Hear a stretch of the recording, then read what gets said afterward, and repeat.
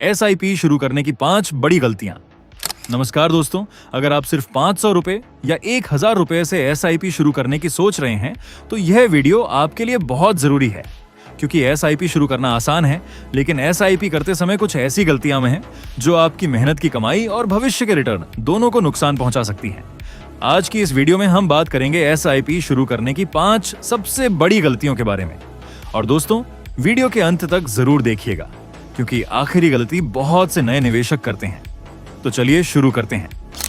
गलती नंबर 1, बिना समझे किसी भी फंड में एसआईपी शुरू करना। दोस्तों, पहली और सबसे बड़ी गलती है किसी दोस्त, रिश्तेदार या सोशल मीडिया की बात सुनकर बिना समझे किसी भी म्यूचुअल फंड में एसआईपी शुरू कर देना। किसी ने कहा कि यह फंड बहुत अच्छा है तो आपने तुरंत एसआईपी शुरू कर दी। लेकिन रुकिए, आपको कम से कम यह समझना चाहिए कि आपका पैसा किस कैटेगरी के फंड में जा रहा है, उसका रिस्क कितना है और आपका इन्वेस्टमेंट गोल क्या है। उदाहरण के लिए, अगर आपका लक्ष्य 10 से 15 साल दूर है तो आप लॉन्ग टर्म इक्विटी इन्वेस्टमेंट के बारे में सोच सकते हैं। लेकिन अगर आपको कुछ ही महीनों या 1 से 2 साल में पैसे की जरूरत है तो सिर्फ हाई रिटर्न की उम्मीद में इक्विटी फंड चुनना सही नहीं हो सकता। इसलिए पहले लक्ष्य तय करें, फिर फंड चुनें।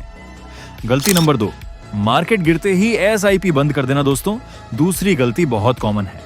जब मार्केट ऊपर जाता है तो हम खुश होते हैं, लेकिन जब मार्केट 10%, 15% या उससे ज्यादा गिरता है तो बहुत से लोग डर जाते हैं और कहते हैं, मेरा पैसा डूब रहा है, एसआईपी बंद कर देता हूं। यही जगह है जहां डिसिप्लिन की जरूरत होती है। एसआईपी का मतलब ही है कि आप नियमित अंतराल पर निवेश करते रहें। मार्केट ऊपर भी जाएगा और नीचे भी आएगा, लेकिन इसका मतलब यह नहीं है कि हर गिरावट में घबराकर फैसला लेना चाहिए। हाँ, अगर आपकी फाइनेंशियल सिचुएशन बदल गई है या आपका चुना हुआ इन्वेस्टमेंट आपके गोल के हिसाब से सही नहीं है तो रिव्यू करना अलग बात है, लेकिन सिर्फ डर की वजह से एसआईपी बंद करना समझदारी नहीं है। गलती नंबर 3, सिर्फ पास्ट रिटर्न देखकर फंड खरीद लेना। मान लीजिए आपने किसी फंड का पिछले 3 साल का शानदार रिटर्न देखा, आपने तुरंत सोच लिया, वाह, यही फंड सबसे अच्छा है। लेकिन दोस्तों, सिर्फ पिछले रिटर्न को देखकर भविष्य का रिटर्न तय नहीं किया जा सकता। पास्ट परफॉर्मेंस ये गारंटी नहीं करता कि आगे भी वही रिटर्न मिलेगा।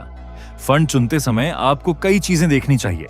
फंड की category, risk expense ratio, portfolio investment objective, आपका अपना फाइनेंशियल गोल और सबसे जरूरी बात, दूसरों की इन्वेस्टमेंट कॉपी मत कीजिए।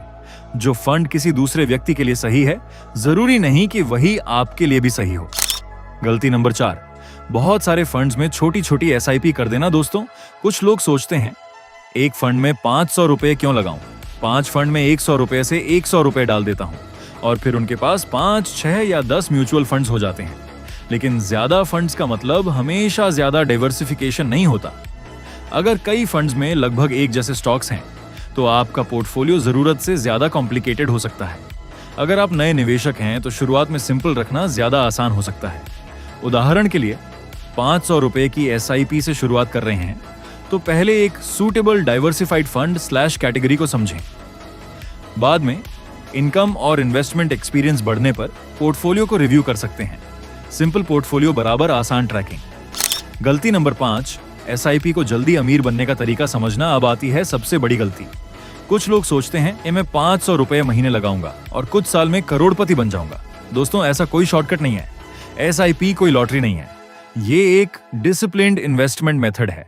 अगर आप 500 रुपए महीने से शुरुआत करते हैं तो शुरुआत में अमाउंट छोटा लगेगा, लेकिन असली ताकत आती है time plus discipline plus compounding से।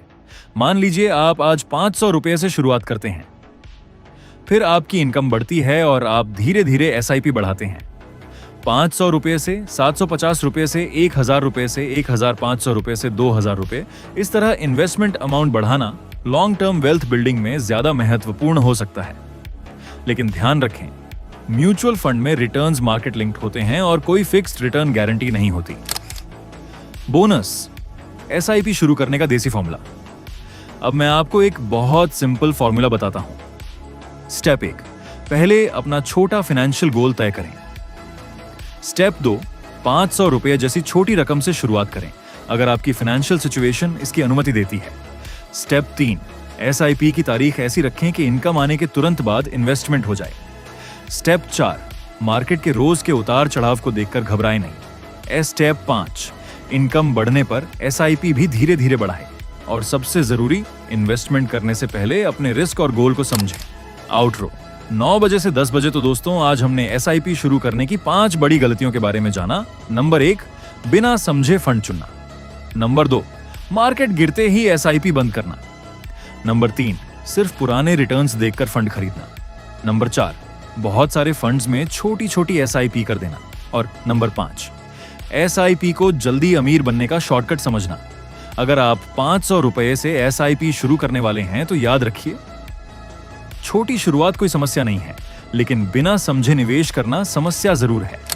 अगर आपको यह वीडियो हेल्पफुल लगा हो तो वीडियो को लाइक करें, अपने दोस्तों और परिवार के साथ शेयर करें और ऐसे ही आसान फाइनेंशियल वीडियोज के लिए चैनल को सब्सक्राइब जरूर करें। मिलते हैं अगली वीडियो में। धन्यवाद।